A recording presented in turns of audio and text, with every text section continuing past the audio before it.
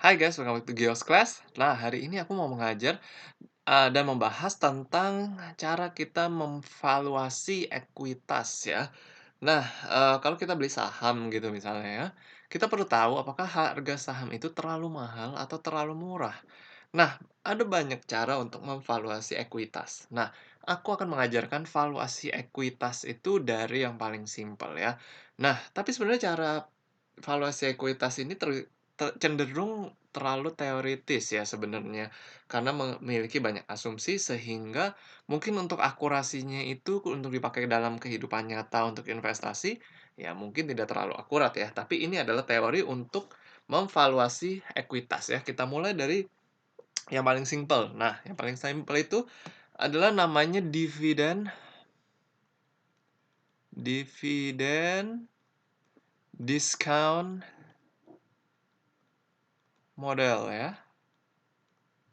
Oke, nah bagaimana cara kita melakukan valuasinya? Nah, seperti ini. Dia rumusnya itu adalah dividen discount model rumusnya adalah PO sama dengan dividen dibagi R.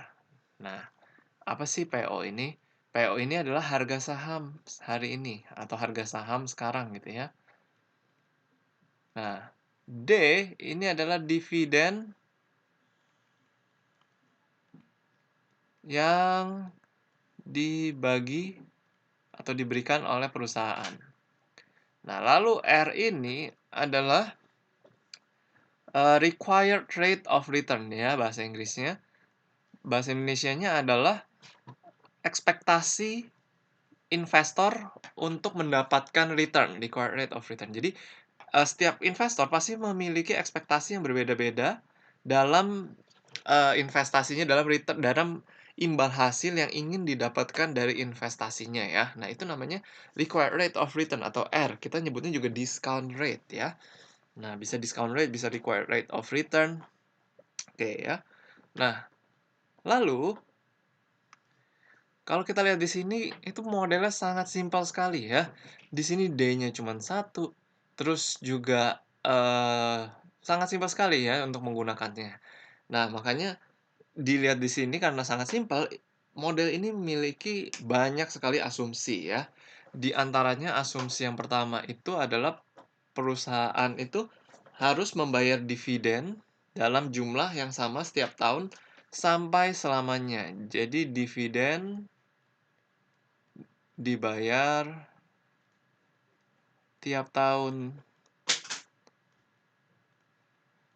selalu ya, sampai selamanya. Padahal perusahaan aslinya di dalam dunia nyata tidak tidak mungkin membayar selalu setiap tahun dividen gitu ya. Kadang-kadang mungkin mereka nggak mau ngasih dividen atau lagi mau kasih dividen dan juga dividennya itu jumlahnya kalau di sini harus sama. Jumlah dividen harus sama. Nah, padahal nggak mungkin lah jumlah dividen itu sama karena keuntungan perusahaan itu pasti beda-beda tiap tahun dan persentase yang dibagi dividennya itu beda-beda. Nah, makanya jumlah dividen itu pasti berubah-berubah dan tidak tidak pernah sama. Nah, ini diasumsikan di dalam model ini dividen harus dibayar tiap tahun, jumlah dividen harus sama, asumsi yang susah untuk tercapai ya. Nah, asumsi ketiga itu adalah discount rate investor tidak berubah. Nah, required rate of return discount rate atau required rate of return tidak berubah. Nah, padahal setiap investor pasti eh, memiliki discount rate atau required rate of return berbeda-beda ya, dan juga pasti tiap tahunnya mereka memiliki required rate return-nya itu beda-beda. Nah, makanya ini asumsi lagi ya. Nah, itu dia asumsinya. Discount rate tidak berubah dan semua investor memiliki discount rate yang sama gitu ya. Nah, jadi untuk asumsi ini dipenuhi di dalam kehidupan nyata rasanya nggak mungkin ya. Nah, makanya model ini hanyalah sebuah teori ya. Nah, makanya aku akan mengajar dari yang paling simpel. Ini adalah model yang paling simpel. Nah, nanti kita akan belajar makin lama makin kompleks di mana asumsinya makin lama makin berkurang dan makin lama semakin mendekati realistis ya, walaupun mungkin tidak bisa 100% kita pakai di dalam dunia nyata. Oke, nah sekarang aku mau ajarin aplikasinya ya. Misalkan misalkan ada sebuah PTA gitu ya, PTA. Nah, PTA ini membayar dividen sebesar Rp500 per lembar saham gitu ya. Nah, required rate of return-nya dari investor, required rate of return-nya, investor mengharapkan 10% ketika berinvestasi di PTA gitu ya. Nah, kira-kira berapakah harga wajar saham dari PTA gitu? Nah, sekarang kita, masukin ke rumusnya aja langsung, gampang sekali ya, tinggal plug in ke rumusnya, dividennya 500, lalu required rate of return 10% atau 0,1 kalau kita ubah ke desimal. 500 kita bagi dengan 0,1 adalah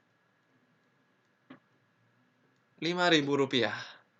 Oke ya, nah jadi harga saham PTA seharusnya adalah 5.000. Kalau lebih mahal dari 5.000 berarti harganya terlalu mahal. Kalau lebih murah, ya berarti, eee, terlalu murah ya, berarti kita boleh beli gitu ya. Kalau terlalu mahal kita jangan beli, tapi kalau di bawah 5.000 berarti kita harus beli karena harga wajarnya dia 5.000 seperti itu. Nah, itu adalah model yang paling simpel yaitu dividen discount model. Nah, sekarang kita akan menggunakan model yang lebih lebih bervariatif ya, lebih lebih sedikit lebih advance dibanding dividen discount model, yaitu namanya constant growth model. Constant growth model. Nah, constant growth model ini adalah dividennya itu nggak sama selamanya. Jadi dividennya itu ada pertumbuhannya ya, ada perkembangannya, ada growth-nya gitu. Nah, rumusnya adalah PO sama dengan D1 per R min G ya. Di mana D1 ini adalah D0 dikali 1 plus G atau growth-nya ya. Nah, akan aku jelaskan satu-satu lagi. Ini PO adalah sama ya harga saham hari ini. Nah, R sama required rate of return lagi.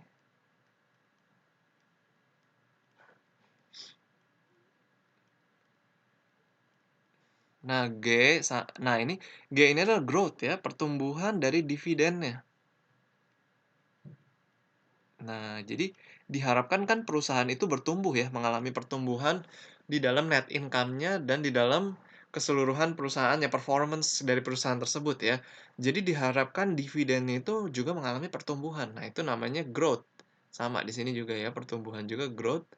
Nah, D1 itu adalah D0 atau D0 itu adalah dividen hari ini.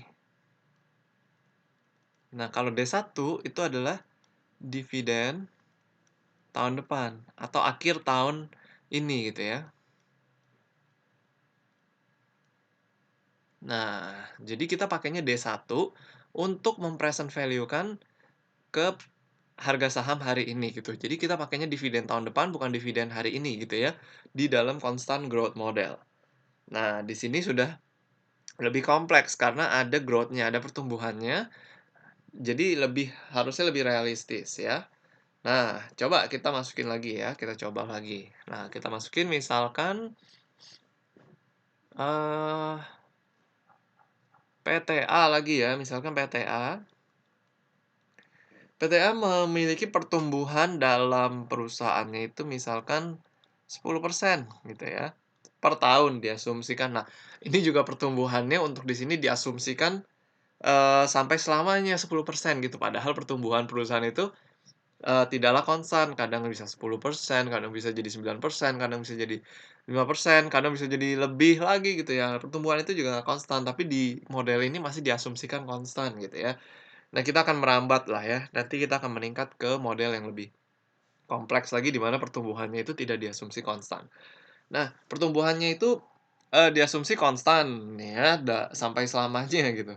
Nah, lalu dividen dividen dividen hari ini gitu ya, misalnya dividen perusahaan hari ini memberikan dividen sebesar Rp1.000 per lembar saham gitu ya. Nah, lalu required rate of return, R-nya adalah 15%.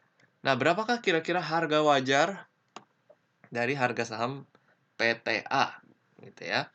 Nah, di sini udah ada growth, dividen, R, tinggal kita masukin aja ke rumusnya ya. PO sama dengan, nah karena ini diberikannya dividen hari ini, jadi ini adalah D0 ya. Nah, jadi kita harus cari D1-nya dulu. Nah, atau kita masukin aja rumus ini ke dalam untuk mensubstitusi atau menggantikan D1 ini. Ya, jadi D0 kali 1 plus G dibagi R min G ya. Nah, D0-nya itu adalah 1000 ya, dikali 1 plus growth-nya ya, pertumbuhannya 10%, 0,1 per R-nya 15%, 0,15 dikurangin growth-nya lagi, 0,1 ya.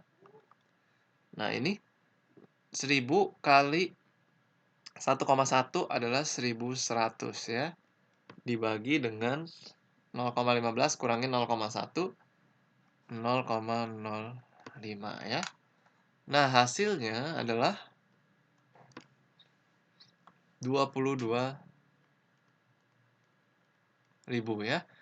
Nah, jadi kesimpulannya adalah ketika harga sahamnya lebih mahal dari 22.000, berarti harga sahamnya itu kemahalan. Kalau lebih murah dari 22.000, maka kita boleh membeli saham tersebut karena lebih murah dari harga wajarnya.